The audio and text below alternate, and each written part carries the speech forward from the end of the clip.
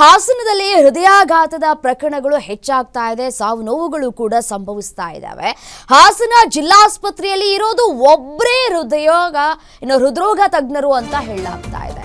ಜಿಲ್ಲಾಸ್ಪತ್ರೆಗೆ ಬರ್ತಾರೆ ಸಾವಿರಾರು ಬಡ ರೋಗಿಗಳು, ಬಟ್ ಆದ್ರೆ ನೋಡೋದಕ್ಕೆ ಇರೋರು ಒಬ್ಬರೇ ಡಾಕ್ಟರ್, ಅದು ಕೂಡ ಹೃದ್ರೋಗ ತಜ್ಞರು ಇರೋರೊಬ್ಬರೇ ಅಂತ ಹೇಳಿ ಮಾಹಿತಿ ಲಭ್ಯವಾಗ್ತಾ ಇದೆ. ಜಿಲ್ಲಾಸ್ಪತ್ರೆಯಲ್ಲಿ ಒಬ್ಬರೇ ಹೃದ್ರೋಗ ತಜ್ಞರು ಇದ್ರೆ ಹೇಗೆ ಅಂತ ಹೇಳಿ ಸಾಮಾನ್ಯರು ಪ್ರಶ್ನೆ ಮಾಡ್ತಾ ಇದ್ದಾರೆ. ಸರಣಿ ಹೃದಯಾಘಾತದಿಂದ ಆತಂಕಗೊಂಡಿದ್ದಾರೆ ಜನ, ಆತಂಕಗೊಂಡು ಆಸ್ಪತ್ರೆಗೆ ದೌಡಾಯಿಸ್ತಾ ಇದ್ದಾರೆ ಜನ. ಆದ್ರೆ ಆಸ್ಪತ್ರೆಯಲ್ಲಿ ಇರೋದು ಒಬ್ರೇ ಹಾರ್ಟ್ ಸರ್ಜನ್. ಸೊ ಹಾಗಾಗಿ ಜನ ಕೂಡ ಗರಂ ಆಗಿದ್ದಾರೆ. ಆರೋಗ್ಯ ಇಲಾಖೆಯ ಅಧಿಕಾರಿಗಳು ಈಗಲಾದ್ರೂ ಎಚ್ಚೆತ್ತುಕೊಳ್ಬೇಕಾಗಿದೆ. ಹಾಸನದ ಹಿಮ್ಸ್ ಆಸ್ಪತ್ರೆಯಲ್ಲಿ ಹೃದಯ ತಜ್ಞರ ಕೊರತೆ ಎದ್ದು ಕಾಣಿಸ್ತಾ ಇದೆ. ಹೃದ್ರೋಗ ತಜ್ಞರ ಕೊರತೆ ಇದೆ ಅಂತ ಹೇಳಿ DHO ಕೂಡ ಒಪ್ಕೊಂಡಿದ್ದಾರೆ. ಒಬ್ರು ಇದ್ರೆ ಎಷ್ಟು ಜನ ಪೇಷಂಟ್ಸ್ಗಳನ್ನ ನೋಡೋದಕ್ಕೆ ಸಾಧ್ಯ ಆಗತ್ತೆ ಹೇಳಿ? ದಿನದಿಂದ ದಿನಕ್ಕೆ ಹೃದಯಾಘಾತ ಪ್ರಕರಣಗಳು ಹೆಚ್ಚಾಗ್ತಾ ಇದೆ. ಈ ಹೆಚ್ಚಾಗ್ತಾ ಇರುವಂತಹ ಸಂದರ್ಭದಲ್ಲಿ ಒಬ್ಬರೇ ತಜ್ಞರಿದ್ರೆ ಹೇಗೆ? ಇನ್ನ 2-3 ಜನ ಬೇಕು ಅಂತ ಹೇಳಿ ಜನ ಆಗ್ರಹಿಸ್ತಾ ಇದ್ದಾರೆ. ನೋಡಿ, ದಿನದಿಂದ ದಿನಕ್ಕೆ ಪ್ರಕರಣಗಳು ಹೆಚ್ಚಾಗ್ತಾ ಇದ್ದಂತಹ ಸಂದರ್ಭದಲ್ಲಿ ಪ್ರತಿಯೊಬ್ಬರೂ ಕೂಡ ಆಸ್ಪತ್ರೆ ಹೋಗಿ ECG ಮಾಡಿಕೊಳ್ಳೋದು, ಹೃದಯಕ್ಕೆ ಸಂಬಂಧಪಟ್ಟಂತಹ ಏನಾದರೂ ಕಾಯಿಲೆ ಇದೆಯಾ ಅಂತ ಹೇಳಿ ಡಾಕ್ಟರ್ ಬಳಿ ಹೋಗೋದು, ಕೇಳುವಂತಹ ಪ್ರಶ್ನೆಗಳು ಕೂಡ ಹೆಚ್ಚಾಗ್ತಾ ಇದೆ. ಒಬ್ಬರೇ ಇದ್ದಾರೆ, ಬೆಳಗ್ಗೆ ನಿಂತ್ಕೊಂಡ್ರೆ ಸಂಜೆ ತನಕ ಡಾಕ್ಟರ್ನ ಭೇಟಿ ಆಗ್ತಾನೇ ಇರಬೇಕು. ನಾವು ಈಗ ಹೋಗಿ ಆಗ ಬರ್ತೀವಲ್ಲ, ಆಗ ಸಾಧ್ಯನೇ ಆಗ್ತಾ ಇಲ್ಲ. ತಮ್ಮ ಕೆಲಸ ಕಾರ್ಯಗಳೆಲ್ಲವನ್ನ ಕೂಡ ಬಿಟ್ಟು ಇದೀಗ ಹೃದ್ರೋಗ ತಜ್ಞರನ್ನ ಭೇಟಿ ಆಗಬೇಕು ಅಂತ ಹೇಳಿ ಹಾಸನದಲ್ಲಿ ಜನ ಕ್ಯೂ ನಿಲ್ತಾ ಇದ್ದಾರೆ. ಇರೋದು ಒಬ್ರೇ, ಎಷ್ಟು ಜನ ಅಂತ ಹೇಳಿ ಟ್ರೀಟ್ ಮಾಡ್ತಾರೆ ಒಬ್ಬರೇ ಡಾಕ್ಟ್ರು? ಏನ್ ಮಾಡ್ತಾ ಇದೆ ಆರೋಗ್ಯ ಇಲಾಖೆ ಅಂತ ಹೇಳಿ?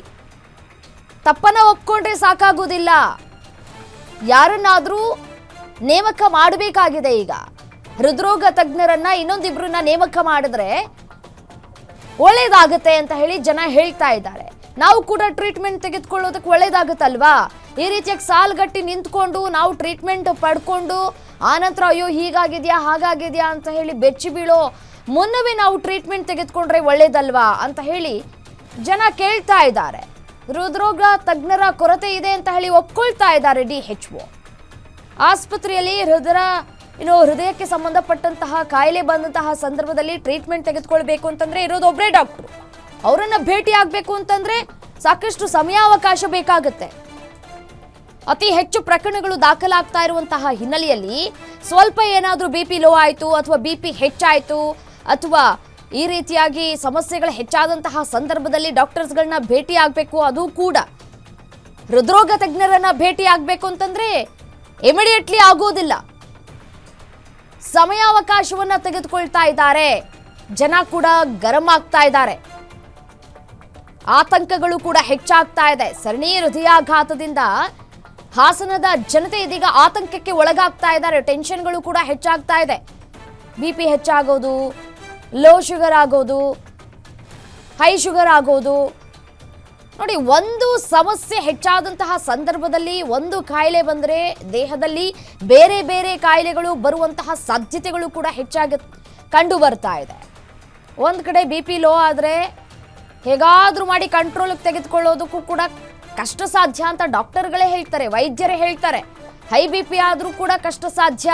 ಇವತ್ತು ಹೈ BP ಇಂದಾಗಿಯೇ ಹೃದಯಾಘಾತ ಆಗಿದೆ ಅಂತ ಹೇಳಲಾಗ್ತಾ ಇದೆ. ಸೊ ಹಾಗಾಗಿ ಸಾವಿನ ಸಂಖ್ಯೆಯಲ್ಲಿ ಏರಿಕೆ ಆಗ್ತಾ ಇರುವಂತಹ ಬೆನ್ನಲ್ಲಿ ಈಗಲಾದರೂ ಎಚ್ಚೆತ್ತುಕೊಳ್ಳಿ ಆರೋಗ್ಯ ಇಲಾಖೆ ಅಂತ ಹೇಳಿ ಹಾಸನದ ಜನತೆ ಕೇಳ್ತಾ ಇದ್ದಾರೆ, ಮನವಿಯನ್ನ ಮಾಡ್ಕೊಳ್ತಾ ಇದ್ದಾರೆ.